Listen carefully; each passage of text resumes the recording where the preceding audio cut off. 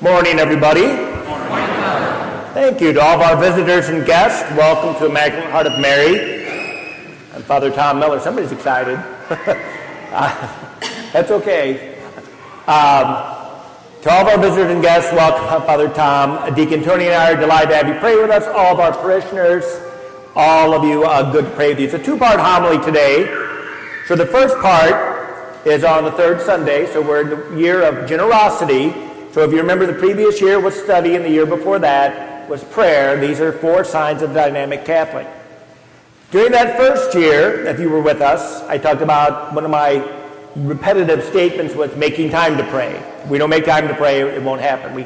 That's something we have to do very deliberately so we really get in a good habit of it. And when it comes to study, we know we have to have desire and discipline.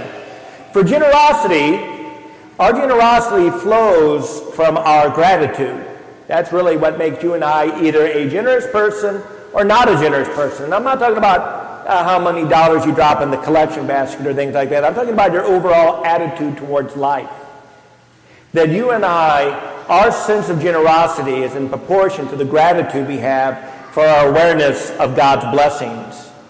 And the more grateful we are, the more thankful we are to God, the easier you and I find it to be generous to others. Whether that's in our response of our person, we're more patient, we're more willing to do things in a cooperative fashion, or even perhaps follow somebody else's lead.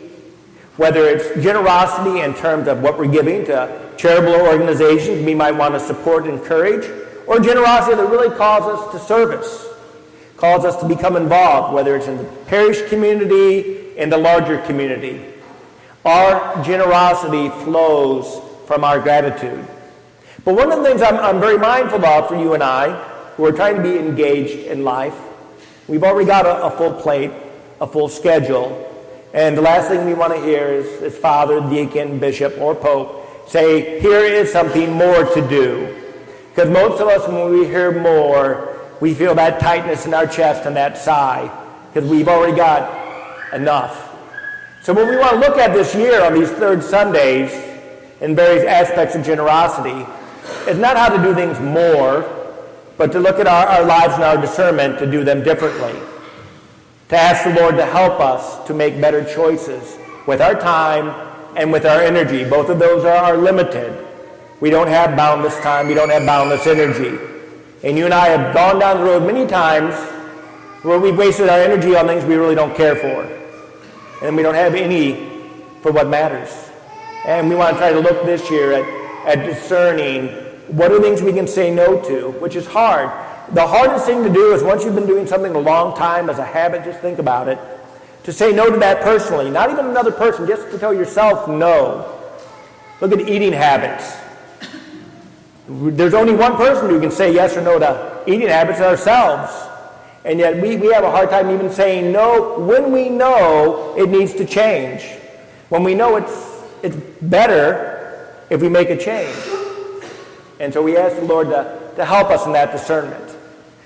Part 2, anointing of the sick. On these third Sundays of the year of 2017, we'll be doing anointing of the sick after Mass. We'll start part of it here at Mass, the prayers, which we'll do in just a moment.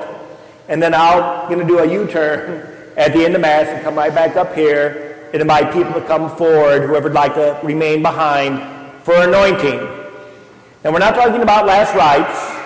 There are last rites, and anointing can be part of them. But when you and I are talking about anointing of the sick, we're asking God to heal us physically, spiritually, emotionally, put mentally in there too. Those 4 aspects of our person. Above all, we're asking the Lord to heal our doubts and our fears. Because anytime we have illness or trial or burdens, one of the things that happens is doubt and fear have a way of coming into our hearts. And we definitely want healing there. Certainly, a lot of times we pray for physical healing, and that's great. But we know there's multiple layers to who we are. And we have to be convinced that the greatest wounds in our life are not physical, even though they can be incredibly burdensome. They're spiritual wounds. And anointing of the sick is that healing sacrament for Jesus Christ. We have 2, confession for really deep wounds, and anointing the sick for the physical healing, and then the other aspects of life. But you do not have to be physically ill to get anointed. You could have something emotionally going on with your life. You could be struggling with severe anxiety, stress, depression. You could feel a spiritual oppression in your life. People have that. They don't know how to describe it, but this feeling of things being weighing on them and oppressing them.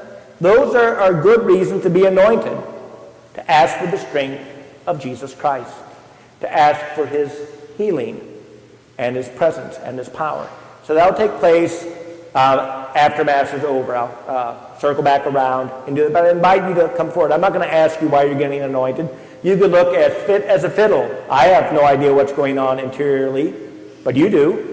And if you need to be anointed, Christ wants to be generous. He's not trying to measure it out in a fashion that's not. He wants to be generous in his healing and generous in his love.